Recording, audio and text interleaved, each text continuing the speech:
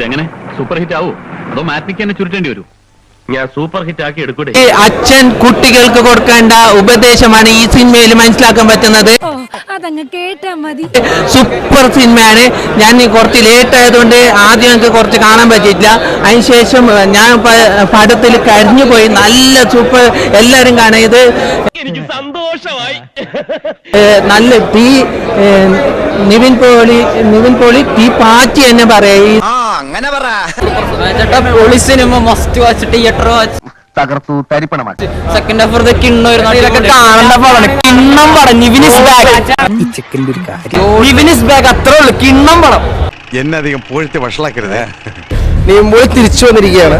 കുറെ നാളുകൾക്ക് ശേഷമാണ് നീമ്പോയുടെ ഇത്രയും നല്ലൊരു പെർഫോമൻസ് കാണുന്നത്. വ്യക്തമായി തിരിച്ചറിവായിരിക്കും. കോമഡി സെന്റിമെന്റ്സ് എല്ലാം ഉണ്ട്. നല്ലൊരു എന്റെ ബുദ്ധി മെസ്സേജ് ഉണ്ട്. ജനഗണന പോലെ നല്ലൊരു മൂവിയാണ്. ലാഗ് അങ്ങനൊന്നുമില്ല. എന്റർടൈനിങ് ആണ്. അത് ജോറായി, എനിക്കിഷ്ടായി. ഞാൻ താർത്തുണ്ട്. ഞാൻ ഫസ്റ്റ് ഹാഫിലാണ് മിന്നി, ത്രൂ ഔട്ടിലെ നിവിനാണ്. നിവിന്റെ പെർഫോം സൂപ്പറാണ്. നിവിന്റെ ശക്തമായ തിരിച്ചുവരവാണ്. മലയാളികൾക്കൊരു പ്രത്യേകതയുണ്ട്. നല്ലത് എന്ത് കണ്ടു കഴിഞ്ഞാലും അത് അംഗീകരിക്കും.